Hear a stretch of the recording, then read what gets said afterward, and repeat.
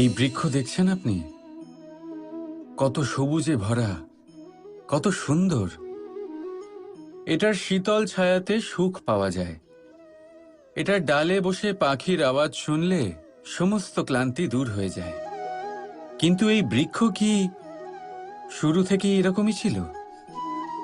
এটা কি সবসময় এরকমই ছিল? না। প্রত্যেক বছর হেমন্তকালের নির্মম আঘাত একে সহ্য করতে হয়। এর পাতাগুলোকে শুকিয়ে মাটিতে ফেলে দেয়, কিন্তু তবু এই বৃক্ষ অটল দাঁড়িয়ে থাকে।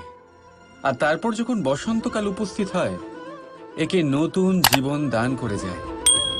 এটার মধ্যে পুনরায় ছোট ছোট ফুলের কুঁড়ি দেখা যায়।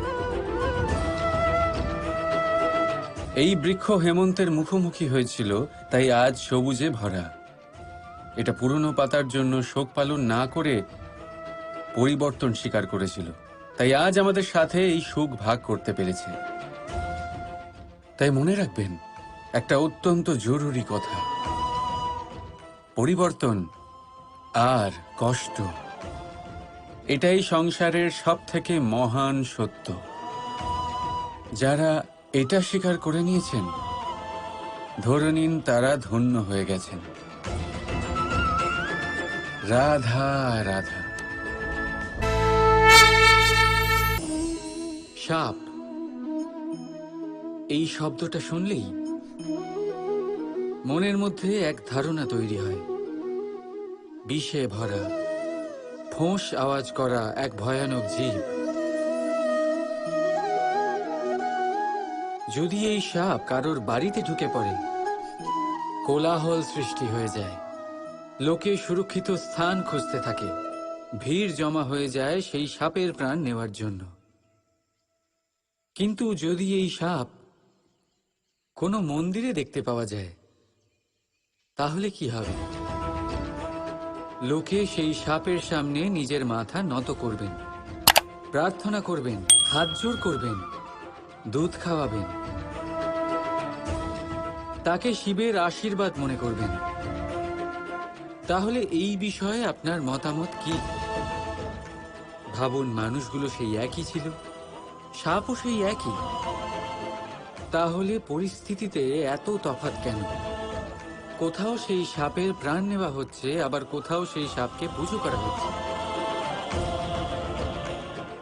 তফাতের কারণ হলো সংস্পর্শ আর স্থান।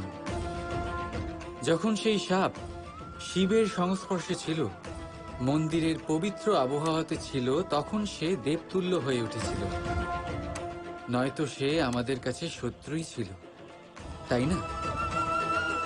তাই নিজের জীবনে সংস্পর্শ আর স্থানের চয়ন খুব ভেবেচিন্তে করুন, কারণ এই সংসার আপনার ব্যক্তিত্বের আন্দাজ আপনার সংস্পর্শ থেকেই করবে। আর হ্যাঁ, এখানে বিষয় ধনী বা গরিবের নয়, এখানে বিষয় হলো সংস্কারী আর সদাচারীর সঙ্গে। সদাচারীর সঙ্গ সবসময় সম্মানের কারণ হয়।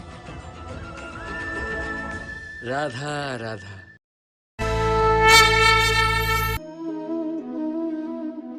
আমাদের আশেপাশে এরকম অনেক মানুষ থাকেন যারা খুব ভালোভাবে কথা বলতে পারেন, যারা নিজের মিষ্টি কথায় সবাইকে আকর্ষিত করেন, আর সেই জন্যই তিনি আকর্ষণের কেন্দ্র হয়ে যান। আর আমাদের আশেপাশে এমনও কিছু মানুষ থাকেন যাদের কথা আমাদের আঘাত করে, যাদের নজর আমরা চিরকাল এড়িয়ে চলতে পছন্দ করি, তাই না? শব্দ, এই শব্দ অত্যন্ত শক্তিশালী হয়। যদি এই শব্দ নবজীবন দান করতে পারে, তবে এই শব্দ প্রাণও হরণ করে নিতে পারে। যেমন একটা শব্দ মন্ত্র হয়ে জীবনে আশা আনে, তেমনি অন্য কোনো কুশব্দ আমাদের দুঃখ দেয়, আমাদের মনে ক্রোধ জাগ্রত করে। কেন? কারণ আমাদের কথা অমূল্য, আমাদের শব্দ ব্রহ্মা। তাই অত্যন্ত ভেবেচিন্তে মনের দাড়িপাল্লায় মেপে নিজের শব্দ প্রয়োগ করবেন। কারণ এই শব্দ দিয়েই শুরু আর এই শব্দ দিয়েই শেষ। রাধা রাধা। থেকে যায় শুধুমাত্র স্মৃতি, শুধুমাত্র স্মৃতি। এই সময় এটা কখনো থামে না। স্মৃতি মিষ্টি হবে না তিক্ত, এটা কার উপরে নির্ভরশীল?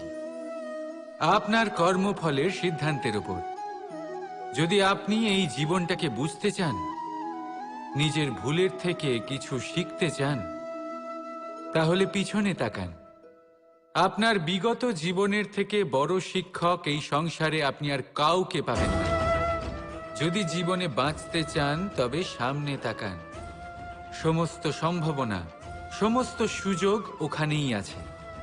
যদি নিজেকে শুধরোতে চান, নিজের ভুল সংশোধন করতে চান, মহৎ কিছু করতে চান, তাহলে আগামী সময়ের থেকে ভালো স্থান আর কোথাও পাবেন না। তাই মনে রাখবেন, আপনি যতই চেষ্টা করুন যাতে আপনার দ্বারা কোনো ভুল না হয়, আপনার কোনো না কোনো ভুল অবশ্যই হবে। সেরকম হলে সেই ভুলের জন্য অনুশোচনা অবশ্যই করুন, তার থেকে শিক্ষাও নিন। কিন্তু সেই ভুল সংশোধন করতে কখনো ভুলবেন না। আপনার অতীতের কোনো ভুল ভবিষ্যতের একটা সুন্দর ফুলও হতে পারে। রাধা রাধা। আমরা সবাই নিজেকে স্বচ্ছ রাখতে চাই, শুদ্ধ রাখতে চাই, পবিত্র রাখতে চাই। আর দেখতে গেলে এটা হলো আমাদের কর্তব্যও বটে। এবার এটার জন্য আমরা কি না করি। যখনই আমরা সকালে উঠি, তখন উঠেই আমরা দাঁত মাজি। দিনে যখনই আমরা সময় পাই, কিছু সুগন্ধি খাদ্য খাবার চেষ্টা করি, যাতে আমাদের মুখ থেকে দুর্গন্ধ না আসে, বরং সুগন্ধ আসে। এই পা দুটো আমরা শুদ্ধ রাখার জন্য, পবিত্র রাখার জন্য যখনই আমরা বাড়ির বাইরে যাই, পাদুকা পায়ে দিয়ে যাই। আর যখন ফিরে আসি, আমরা জল দিয়ে পা ধুয়ে নিই। মনে রাখবেন, সেই ব্যক্তির মুখ হলো সব থেকে বেশি পবিত্র, যে মুখ দিয়ে ঈশ্বরের নাম নেওয়া হয়, যার বাণী হলো অত্যন্ত শুভ, যা মানুষের পথ প্রদর্শন করে, যা মানুষকে শান্তি দেয়। যদি এই হৃদয়কে আপনি পবিত্র করতে চান, তাহলে মানবতাকে বুঝতে হবে, মানুষের দুঃখগুলিকে বুঝতে হবে, তবেই এই হৃদয় পবিত্র হবে। এই পা দুটো যদি আপনি পবিত্র করতে চান, তাহলে কোনো তীর্থস্থানে যান। ওখানে হয়তো আপনি জানেনও না যে কতজন সৎপুরুষ, কতজন মহাপুরুষ এসেছেন। তাদের চরণের ধুলো সেখানে পড়েছে, যা আপনার চরণ শুদ্ধ করে তুলতে পারে। যদি এই হাতগুলি আপনি পবিত্র করতে চান, তাহলে এই হাত দিয়ে শুভ কর্ম করুন, দান করতে শিখুন। আর যদি এই আত্মা আপনি পবিত্র করতে চান, একটাই বিকল্প আছে, প্রেম। শুদ্ধ নিঃস্বার্থ প্রেম। এই প্রেম বিতরণ করতে থাকুন। আপনি শুদ্ধ থাকবেন, পবিত্র থাকবেন। আসুন আমার সাথে ভালোবেসে বলুন, রাধা রাধা। বাবার এক মিত্র ছিলেন, বড়ই দুঃখী ছিলেন, বিপদে পড়েছিলেন। কি করবেন? ব্যবসা ভালোভাবে চলছিল না, বাড়িতে শান্তি ছিল না, সমস্ত জায়গায় ক্ষতি হচ্ছিল।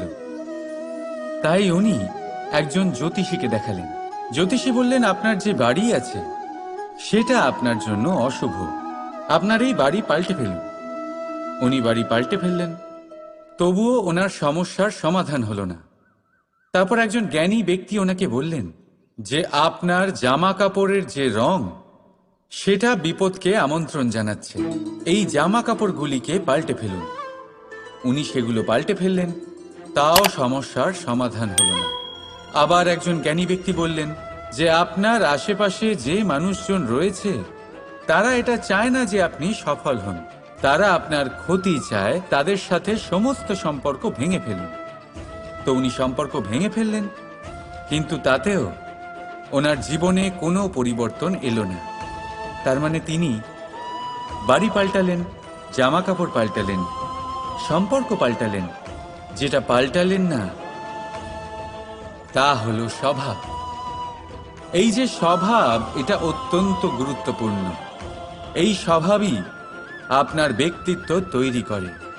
তাই নিজের স্বভাব শুধরে ফেলুন, তাতে ভালো পরিবর্তন আনুন, সবকিছু ভালোই হবে।